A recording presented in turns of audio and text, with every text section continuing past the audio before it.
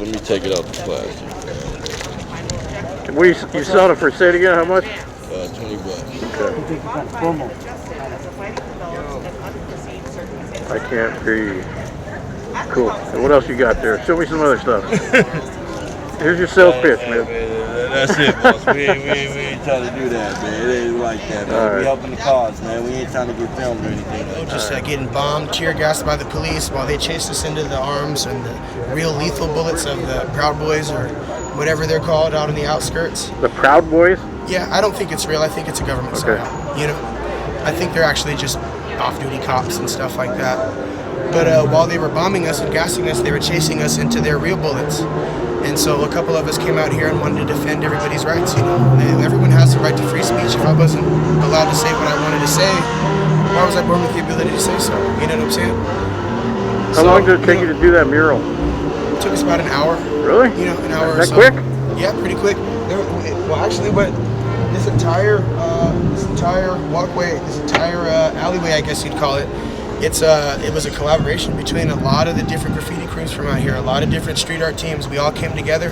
We all did this. We held down this alleyway, made sure nobody came in there, made sure they did what they had to do, while the rest of us stood guard and made sure nobody broke into the building or burned it down, because we wanted it to be repurposed. So in a way, you're kind of protecting the building, is what Yeah, you we said. were. We came up with a community. What is this building? This is the East Precinct, SPD. So this is actually the police department. Yeah. And people wanted to destroy it, but you kind of protected it. And we told them we need to repurpose it. We want a community center here. That's cool. Now, there's a big class war going on here in Seattle, you know. And I think that this whole Black Lives Matter, all of these things, I think it's a distraction. I think that what we need to realize is that we're at war with people with money. Now these guys in their lifted up trucks and their dualies and their AR-15s, and my friends that ride around in their cars with their big rims, we're all the N-word to the rich people, you know? We're all ignorant to them. We're broke. They're using us as pawns. They're using us to continue their lifestyles, to continue getting their sick kicks and their weird, live their weird lavish lifestyles where they go to these strange islands and do strange things with strange people, you know what I mean? We don't know anything about that. This is a really small community. Love brought us here, and love's the only thing that's going to make us leave. So how long is it going to continue this? Well, we received a tip today that they want us out of here by 2 tomorrow. As soon as the police pulled out, it became obvious that this was a federal investigation, that this was a federal thing. There's no way that the police were going to leave. For the first 3 weeks, we were having fun. You know, we were pointing out who the feds were and stuff like that. We were letting them know, just as a community, it was like a game, just roasting them, making fun of them, outsmarting them. We did this thing called Opposite Day, where we would write down notes to each other, pass information with notes, and then we'd say things out loud to try to trick them, and then we'd set traps with fake channels that we all agreed were going to be, the channels that we use to notify security. And, and then we go watch them fall for it and make the cops, make the feds. I was walking around with a megaphone going, "You're compromised. Do you need an evac?" It was hilarious. Hey, but who told you that you had to be out at 2?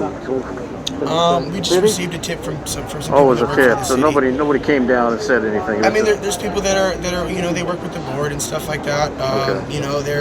They're city planners, higher ups, people that a friend of mine. His dad actually runs a building on 5th and Pine, a real tall building. He's been overseeing everything. From the top of that building, you can see clear down to here.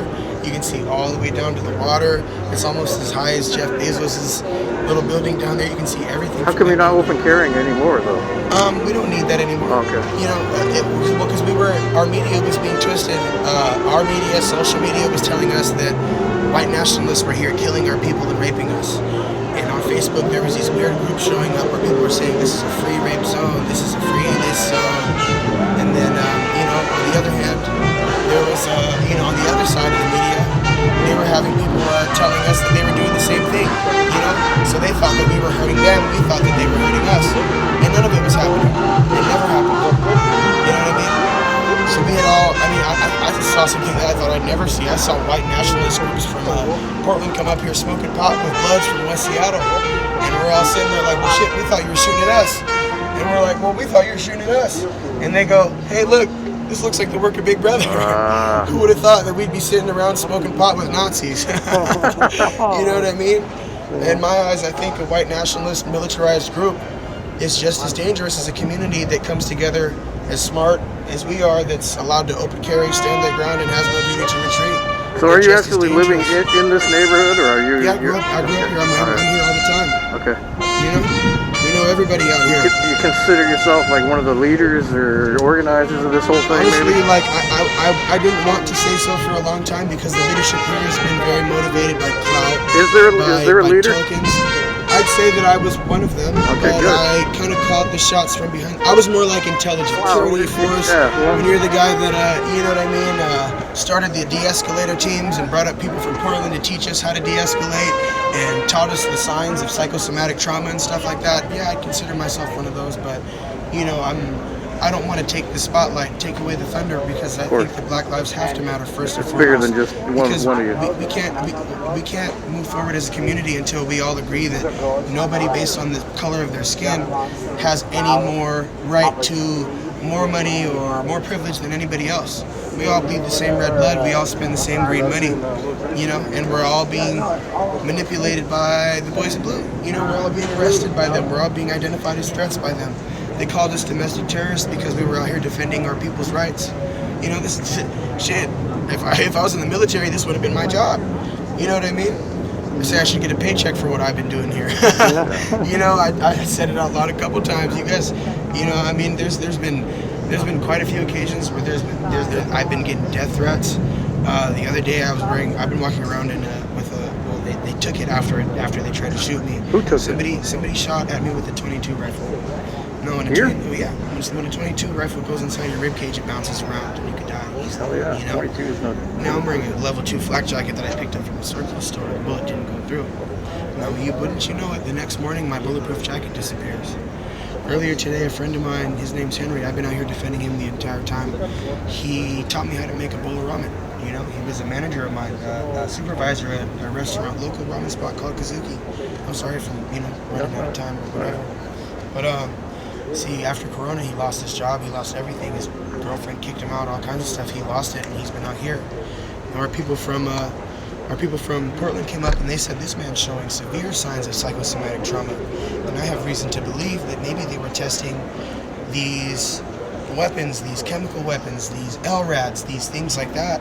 I think that while everybody was trapped inside with Corona, because I've heard of this sort of thing happening in Portland, that they were testing these weapons and these riot control gadgets and stuff like that on the homeless out there during Corona, because everybody was inside not knowing what was going on. Now, what on earth is causing all of this psychosomatic trauma? How does that happen? You know, we were all inside, we didn't know.